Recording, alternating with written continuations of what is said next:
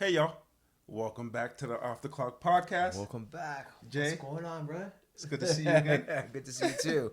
It's been a while. Yeah, man. I had my sister here visiting for a bit. Work. What about yourself? Okay, just relax. Caravana weekend, even though yeah, I that didn't was partake this year. Did you go? No. Me No. neither. Me neither.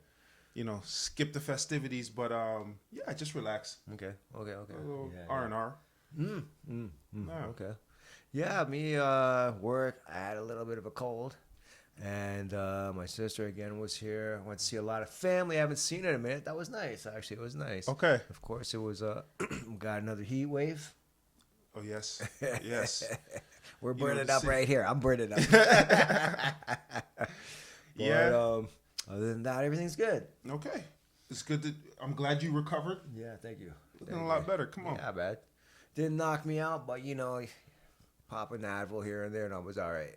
Okay. Yes, Nice. sir. Yes, sir. We're gonna get into. I know the last segment we had our 5 favorite artists, MCs. We're MCs, sticking with hip Master hop. Ceremony. Sticking with hip hop. Yes, we're gonna stick with hip hop. We're gonna go into what 5 favorite albums, most influential in our lives. 5 favorite albums. Yes. Influential, whatever you want to call it, but it was a tough one. Yes. But I think mine's fluid for sure. There's a couple that are mainstays, but there are some many honorable mentions. Yeah, okay. How about you? You know what? It was a lot difficult to pick from the artists. I try to defer it from the artist because obviously you have 5 favorite artists. They most likely have an album that you could put on the list. You would think so, yeah. You're right, but again, too, I try to veer away from that a little bit. But yeah, it was just tough. Yeah, it was so tough, so tough. Oh my god, digging through the crates, Yes. digging through the crates. Going down memory lane. Thinking which were the ones that kind of were, because there's the albums you hear when you're first getting into hip hop, I guess, or when you're younger, and these are the ones that set you in on the path, the journey of hip hop. And then of course once you're on that, there's always gonna be dope albums that you just like, wow, I love this, you know what I mean? This artist is new and I love this album, or whatever it is, you know what I mean? Or it's our older artist and they just put out a dope album. So I went my 5 here are definitely early in the hip hop stages for me. Okay. Yeah. So that's okay. So for your 5, you're saying which part of hip hop, the era, would you place your albums? You think? Golden age. Okay, golden age hip hop. Yeah. Okay. The beginnings of it, I believe, Okay. is where mine, I think most of them are at. Yeah. Okay. I think mine is maybe in the crossroads of hip hop, like crossroads. entering, knocking on the door of mainstream radio. Yeah, I guess okay. success. I think that's where I would place my albums. A lot of the albums now are, I would say multi platinum. Right. Okay. Yeah. Okay. Right. Okay. So I guess stepping out of the this is just a new musical genre to this is I Yeah, guess now it's established. here. Hip hop's Yes, here. hip hop's here. It's here to stay. Yeah. It's viable, marketable, that type of thing. Right. Right? Okay. But- I'm before that for sure. Most of mine, I believe, are before that, or Okay. maybe the ones that are helping get there. You know what I mean? Yes, the more established artists. Right. And hip hop more established as well. Oh. Globally. Yes, the originators. Yeah. Okay. Okay. Oh. Maybe not that early. Okay. Because if you're talking pioneers, like that goes, like mine are not necessarily pioneers, I don't think. You don't think so? I think a couple on your list are legit pioneers For certain things, but not pioneer. Like, I don't have Run DMC albums on my list, but for me, Run DMC is the true pioneers of mainstream hip hop. I have to agree. For sure, know? 100%. Before that, you have the real other pioneers that don't have like a great discography, like Run DMC. Now, LL Cool J is a pioneer. Oh, for sure. LL Cool J is a pioneer. Yes. He's definitely You know a what I'm pioneer. Beastie Boys are pioneers. Beastie Boys are pioneers. People forget Yes. Beastie Boys came out so. Public Enemy opened up for Beastie Boys. Yeah, a lot of people wouldn't even know that. They don't know that. Public 100%. Enemy Yeah. opened up for the Beastie Boys. That's how far back Beastie Boys go. So, anyways, those guys, and then the Curtis Blows, the Kumo D's, those are the pioneer guys, Okay. right? And All they right. do bleed into some of my stuff for sure. Absolutely. Okay. On that note, Let's get into the list. that's it. Top Let's go. 5 favorite You know what? albums, hip hop. Last segment, you let me go first, so want me to go you have first? the floor now. So. Okay. This is not in order, and it was super hard. We're gonna go through honorable mentions later, but for the time being, when I thought about my hip hop journey, and it's so tough. Oh my goodness! But I tried to remember, what do I still listen to, or what are the albums that I just, they're always going to be there for me, and there was a few more. But first up the bat is Public Enemy. It takes a nation of millions to hold us back. Okay. And for me, and I think for a lot of people, because it is one of the greatest albums, period, not just hip hop, greatest albums, period, of all time. And that was just a really influential album for me. And again, globally, I mean, so many people love this album. It has such a great status. I couldn't even begin to, like, I did a cover song of one of the songs. I can rap most of the songs. I know all the lyrics to most of the songs, We would be out drinking, being stupid, rapping, sing. I'm just thinking about those times out, like, by the trade tracks, you know what I'm saying? Yeah. Rapping. Don't believe the hype, and Yes. not Terminator X, to the edge of panic, maybe. I was thinking about Terminator. We used to make fun of like stupid things, like, oh my gosh, I don't even know where to begin. There's so much, but this is definitely my top 5. Public Enemy. It takes a nation of millions to hold us back. Okay. Well, that's a nice start to the list. Sure. Yeah, it's a nice start to the list. Question in regards to Public Enemy now. I know Chuck D was the rapper of the group. Mm-hmm. Did he handle majority of the MCing? He did, and Flav had a few songs. Flav on Cold Lampin' with Flavor is Flav's solo track on the album. And on their first album, I forget the name right now, but he had a couple of tracks, I believe, as well. But Flav, he's the greatest hype man of all time. Yes, sir. He has he has his tunes. 911 is a joke, which is on Fear of a Black Planet. Okay. But Chuck D was the main guy for the first couple albums. 3 or 4. Well, probably all of them really. But Flav does do his thing. Okay, nice. Yeah, because you always see Chuck D at the forefront. Mm-hmm. But again, too, I just wanted to know essentially, what Thing's role was in the group. Flavor. Hype man. Yeah. Okay. And they did, give him some tunes too. Yes. Okay. On my list, my number 1 album I'd go with The War Report. That's your favorite all time? No. Okay, No. Just number 1. Just coming up to bat. Just the one that's coming up to bat. Mm-hmm. The War Report by Capone Noriega. Yes, sir. Great album. Yes. Great first album for them, and I think it really established Noriega especially. For sure. I think any successful group album, at least one of the group members has to have a good solo career. Right. And especially for Nori, I think that definitely catapulted him into a solo stardom. Mm-hmm. But Capone Noriega now, the production was carried mostly by Tragedy Gaddafi, which is he's one of the Swiss Beats too, right? No, Swizz. You know what? Swizz might have done maybe some earlier Didn't he production. do Tony? Didn't he Top of New York? Ooh, TONY. I'm sure he did. Maybe, possibly. I Maybe as a believe ghost. so. Maybe as a ghost producer. Possibly. I'm sure he's on there for sure. Possibly. It's one of my favorite songs. Yes. Yes. Classic. Anybody Sword that knows like Shinobi, shoot up your block to make you know me. I love that. Yes. Come on now. Yeah. You ain't ready yet. Slow down and recollect. Yeah. Stay in the car. Astaghfirullah, body set. Yes, sir. Come on Yo, now. Allah you Akbar. Yes.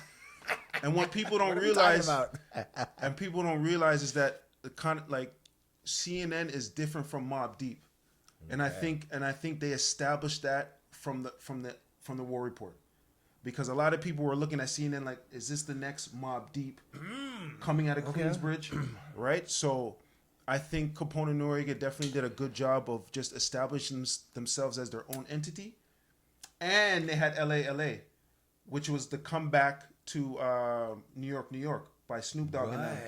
Remember in the midst of the East Coast West Coast, CNN put their flag up. Yeah, right. For sure. So especially with LA, right? So for me as a young hip hop head getting into just figuring out what sound I liked, right? Capone and Noriega were just depicting stuff that was going on and comparing their neighborhood to Iraq. You want to know what's funny about it?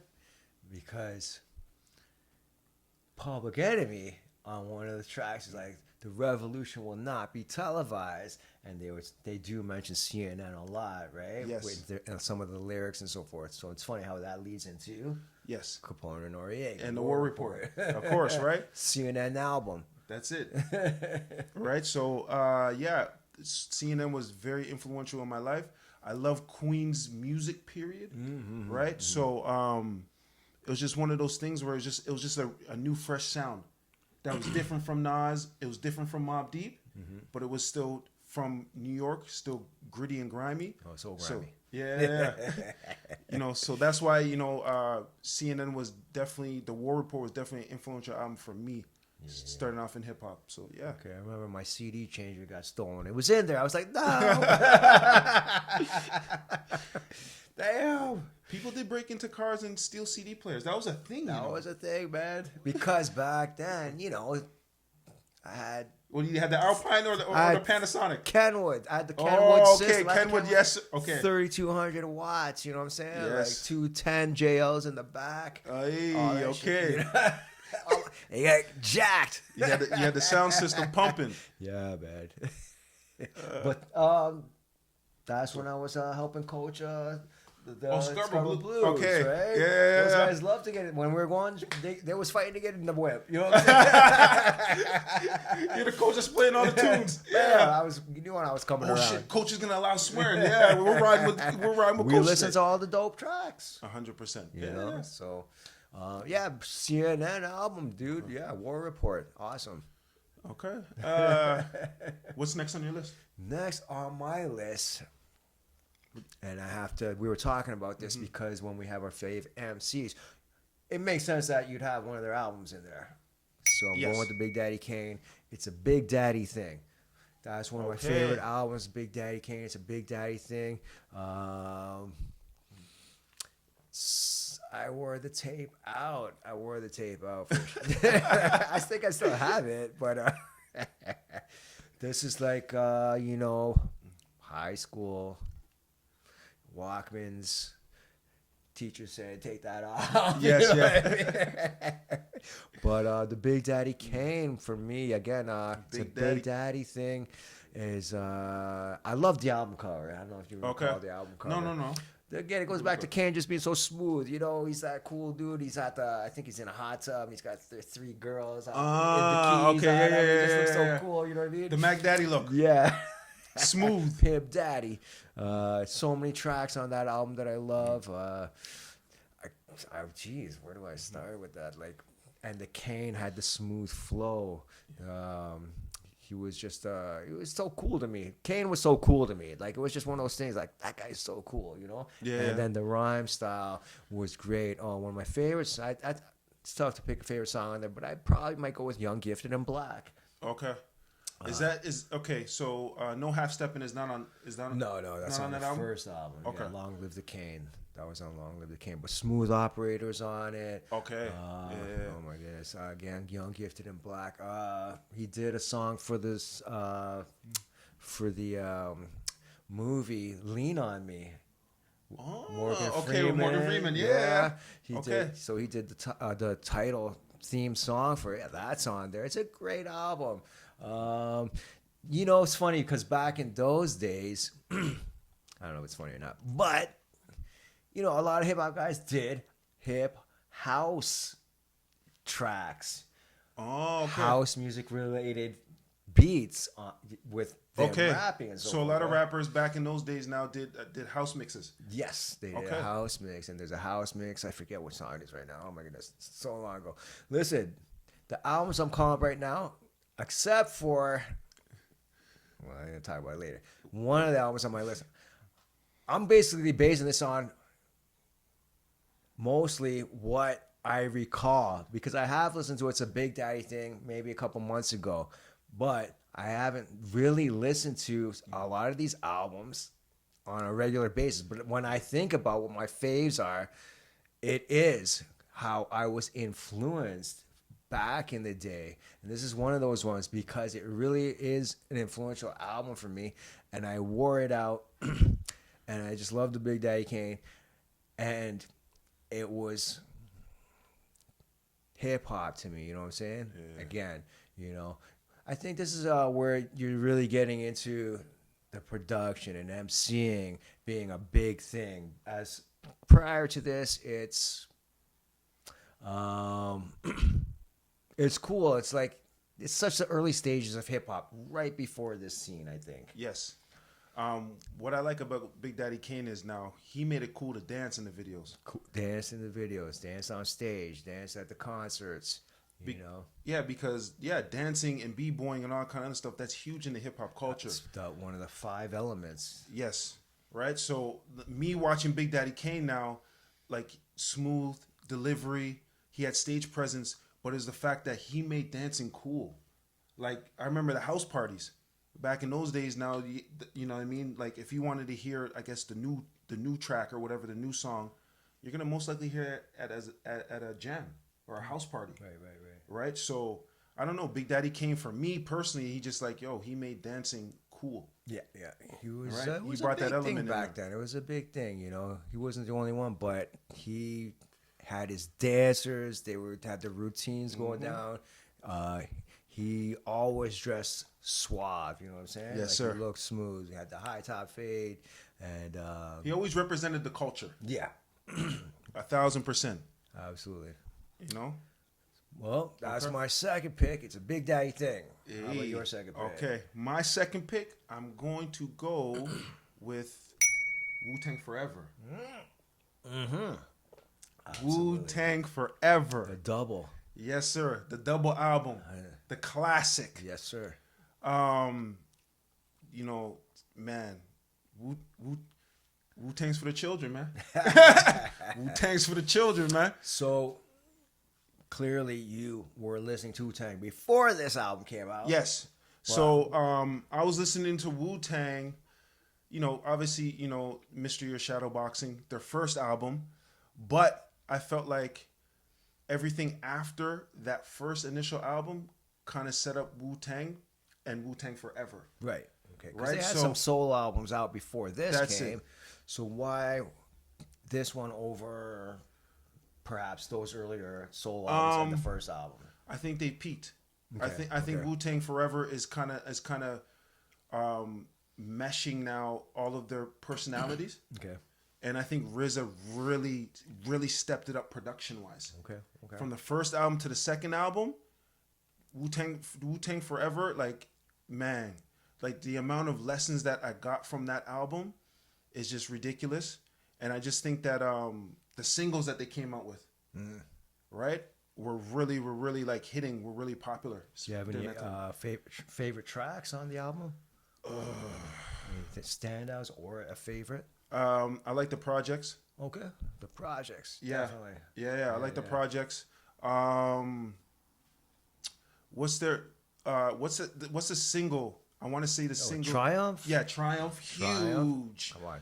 And I just think that when that video first came out, I think when it came to like huge big digital production, I think that was one of the first videos in hip hop that really rolled into like digital type production with the graphics at the back. Killer Bees. Yeah, Killer Bees swarming, Yeah. and then you had Ghostface and Ray now trading bars back and forth in the like the ring type style. Okay. So yeah, and just man, I feel like that first video, that Triumph video, kind of set the mark for how the album was gonna go. Okay. So yeah, Wu-Tang Forever is definitely up there in regards to one of my favorite albums. My favorite track on it is The City. Okay. That's my favorite track on there. I love The City. I don't know. A lot of tracks on the album, but that's my favorite one for sure. Okay. Yeah, man. It's RZA classic productions. Like RZA really just he just took it to another level with Wu-Tang Forever. And you know, obviously on the Wu-Tang solo albums, he has less involvement.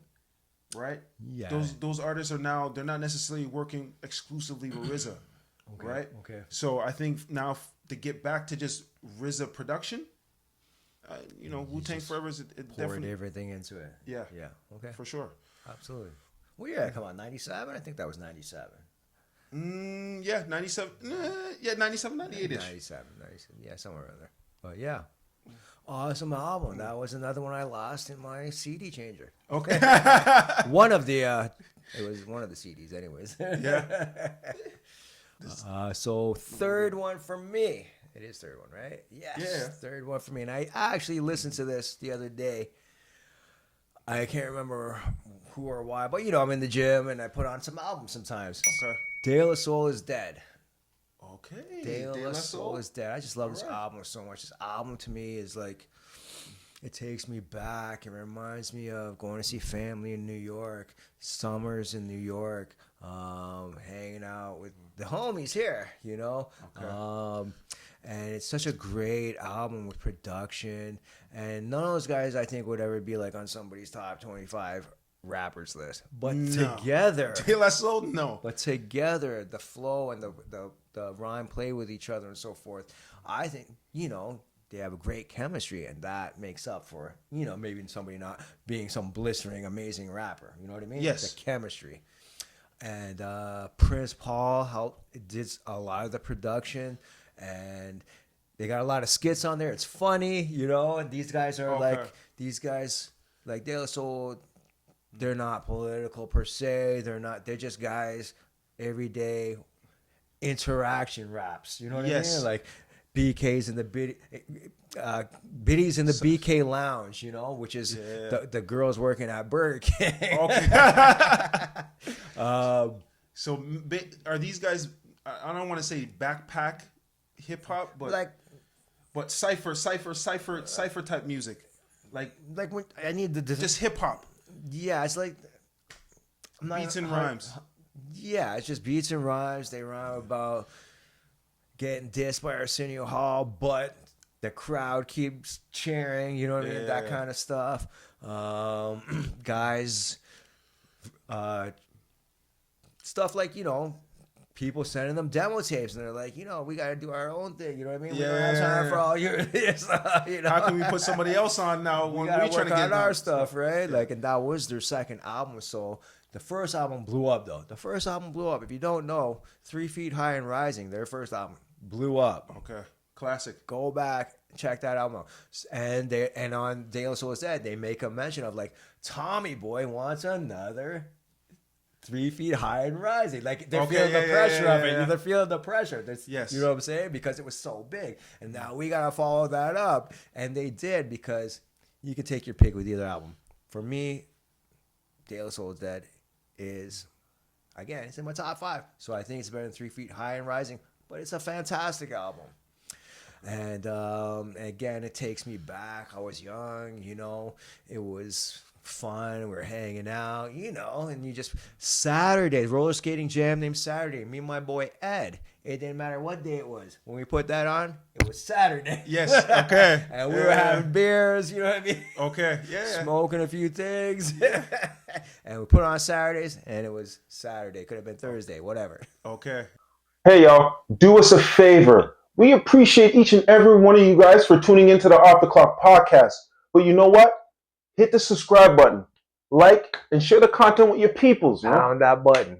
Hit the like. Yes, sir. All right. Thanks again. Yeah. So that's number 3 for me. De La Soul. Okay. I'm gonna take this. You know, off the East Coast. Oh, I thought we were A on the little East bit. Coast here. Yeah. We've been a little East Coast biased a little bit so far. Okay. And I'm going to go with Thug Motivation 101 Young Jeezy. Okay. Talk to I'm me. gonna go down south with it. Atlanta. I was born in Atlanta for people that don't know. Part Yankee in me. I didn't know that. Right? So, yeah, just for me, Young Jeezy, man, this guy, there hasn't been an artist in a very long time that's come from the South that's influenced a whole coast that they're not from. In my personal opinion, outside of like the real lyricists, because Young Jeezy's not a lyricist. You mean the fans are not from? Fans. Okay. I Can't Ban the Snowman. Young Jeezy had a movement that's unmatched. Is not matched by a lot of people. Okay. Like Young Jeezy, he's not the best lyricist. It's not necessarily about the lyrics for him. It's just a vibe and it's a movement. I think he just brought that hustle culture. Okay. In the early 2000s, early 2010s, I should say. Yeah, I was gonna say. Yeah, early 2010s. Right before 2010, right? Yeah. Bubbling a little bit, but I'd say he peaked around 2010, 2013, 2014. Okay. Man.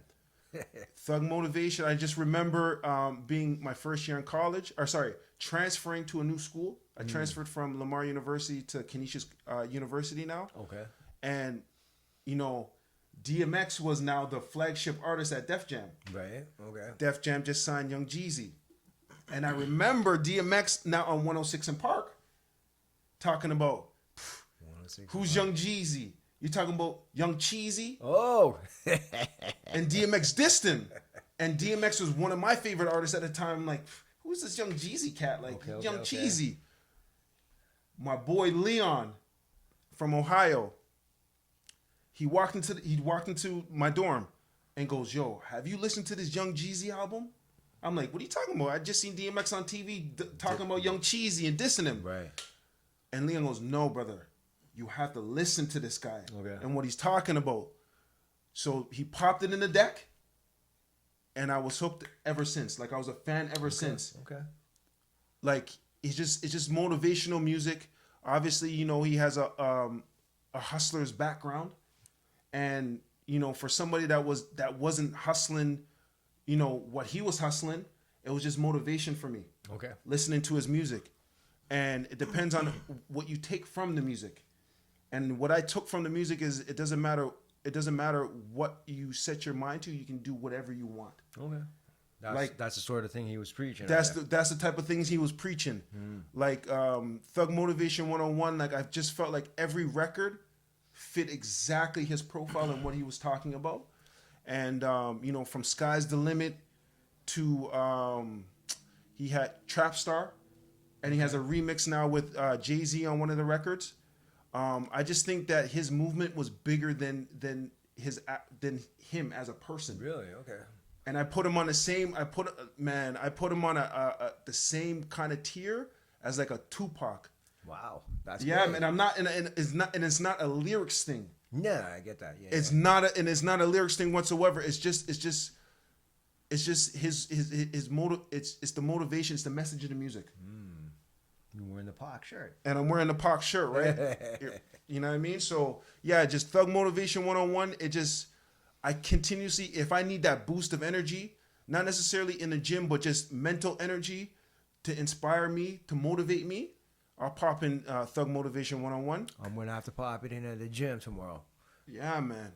Like that. Yeah, for me, it's just a mentality. It's definitely a mentality for me. Okay. When I listen to I'm Young gonna Jeezy, have to take man. a listen Thug to it Motivation. because I man. have to admit, like, I know of Young Jeezy, but I never listened to him, to be honest. Maybe I heard a few tracks here and there, but I never deep dived in on him. So that is one I'm gonna look into tomorrow when I'm at the gym. Okay. Yeah, for sure. Yeah, man. On fourth on your list? Number what do you 4, I've got People's Instinctive Travels. Mm-hmm. A Tribe Called Quest. Tribe Called Quest. No I know you were going back and forth in regards to low end theory. Ooh. I know you were. Oh my goodness, it's tough. This is a tough. If oh my goodness, It's definitely This is a fluid. tough- Both of our lists are definitely fluid. So tough, but Not Midnight Marauders. no. Oh, okay. Midnight Marauders is a great album, but I believe you know it's funny because I think about this album. I think about the second album, the third album that you brought it up, the Classics. last album, all these albums. I love like what do they call it? The origin story movies. So it's Yeah. like origin story albums. I like an origin story album. You know what I mean? Yeah. A lot of the times. So for me, this does apply to the Tribe Called Quest, the first Okay. album. It just like takes me back when I listen to it. Reminds me of being in New York. I was in New York a lot back in those days. I got family all over the place, and when I listen to it, it makes my nipples hard. What? It's just Out of one left those field, things. Jay. I don't know, man. Like it just does. Like It gets you that it's excited. I just get like, you. Whoa! Like oh my gosh, this album. Like and it's an album you listen from beginning to end, which a lot of people don't do anymore. We don't even listen to albums anymore. It's all singles and stuff, right? So That's very we're true. now talking about a time when it was an album thing. Yes. You know, You remember when we used to read the credits on the read albums? the credits. Come on. You know, it was funny because I didn't know stuff back then, like who the producer was, Who's the and all this songwriters kind and of- all that? It was just this is Tribe Called Quest. You know what I mean? Yeah, It was yeah, just, this is the artist, you know. But now, or for a while, it's been like, who does this and who does that? And that's cool and all. Yes. But anyways, number 4 for me is People Sing the Travels. They have some bangers on it. It's old school hip hop. It's boom bap Yes. with jazz influences. And these guys, the rhyme style is non-aggressive per se. It's not, you know, but it's still hip hop, boom bap beats. Okay. Still hip hop influence. Yes, sir. Okay. That's a good choice. Your fourth one? My fourth one, and you know, we've talked about this in the last segment. It was written by Nas. Yes. That's definitely on the list. You know, I think it was just a transition from, you know, the introduction of Nas in the game now to being more of an established artist. Mm-hmm. I think the singles on It Was Written, I believe it was Street Dreams, Street Dreams are made right? of these. And then they had the remix with R. Kelly, which is a classic. And If I Rule the World. I Rule the World. I think that feature On with the Lauryn hook. Hill, yeah, on the hook. I just think from the video down to the lyrics now, I think that's established Nas in regards to him being viable, mainstream, marketable type of artist. He's just not. You can't put him in a box. I think he was placed in the box with Illmatic, Oh, okay. and I think It Was Written now opened that box up to the world in regards to his versatility Right. and different type of records he can do. I think it solidified him as New York MC, Okay. hip hop artist. It's like that's The what flagship he, artist? If you thought he was something else or might have branched off, no, this is what he is. Yes. Yeah. I love that album too. Actually, the message, That famous sample. that sample, Yeah, that classical guitar sample influenced me in wanting to make songs with my guitar, play guitar, and make hip hop songs, which you could hear later. Eventually, I will send it to you or show you the link. But yeah, great album, great choice for sure. Okay. Who's the number 5 on your list? 5 for me is Brand Nubian. One for all. Okay. And all for one. Brand Nubian. Brand Noobs, baby. Yes, Brand sir. Noobs. Grand Before the Poobah. split, Okay. before Grand Poobs left. Yes. Um, That's my favorite. Brand Nubian is when all the members are there. Sadat X, Sadat X, Lord Jamar. Lord Jamar, and we're stumbling on Lord Jamar. We're stumbling on the third member, but yeah. But Lord Jamar. Brand Noobs is New York style. Again, this heavy sampling era. It's a heavy sampling era for hip hop. So I think Brand Noobs will kind of fall on that line with the De La Soul and the Tribe, where it's non-aggressive sampling of not necessarily. I don't think Brand News was necessarily jazz, but maybe a little bit. But, you know, a little influence. yeah, but they definitely boom weren't bap, on aggressive hip hop stuff. beats and rhymes. But it was still the boom bap. Yes. Right, and Grand Pooh's a great MC. Yeah. He did most of the MC on the album. There was Stat X and Lord Jamar as well, for sure. They did have their tracks. Yeah, Brand Nubian, man, another classic hip hop underground group. And they brought that teachings. The teachings. They thought, definitely brought the teachings into their lyrics. The 5%er dialect. Brand Nubian, Grand Poobah especially was the feature. I want to say the featured MC. He was for sure, definitely. That's why I guess he left to go on a solo afterwards. Yes, but you know, his solo career was actually was okay. Mm-hmm. But his first album solo, I have it. I forget the name of it right now, but it was a great album. What goes around comes back around again. Yes. And it was a similar sound to Brand Nubian as a group. Yeah, for sure. It was New York style, New York style. Yeah. But Brand Nubian, One for All, and All for One. Great album. I had that tape. I still have it, I'm sure. I still have that tape. It's great. I love it. Jay, heavy East Coast influence. East Coast hip hop was my thing back in the day, for sure. It still is. Number 5? It's Dark and Hell's Hot. DMX. I wanted to honor him. He was in my honorable mentions in regards to artists in the last segment. But again, too, I just wanted to honor him in regards to his body of work and especially his first album. DMX just came on the scene and he just hit instantly. I think that his music is just impactful. He was large. Yes. X. Big time. Give it to you. Right? And I think, Get At Me Dog just set the scene for his career. Remember, this is during the era now where Diddy was running around New York City, shiny suit era, right. with his bad boy team, and DMX and Rough Riders just put a stop to that. And this kind of reminds me of when Gritty and Grimy. RZA said, all this player bullshit. Yeah. We all know who he was talking about. What? For sure. Axe was what he was representing, right? Yes. Axe was that guy. 100%. No shirt or a wife beater. That's it. The sex symbol before the sex symbol? Pitbulls. Yeah, pitbulls and dogs running around. Like he was the anti-shiny suit guy. Exactly. Right? So, man, from Get At Me Dog to Niggas That Started Something with a classic, Locks and Mace feature. Right. I just think top to bottom, It's Dark and Hell is Hot was definitely a representation of DMX. But just a shift in what hip hop was used to. Okay. Do you have a favorite track on there? Niggas Done Started Something.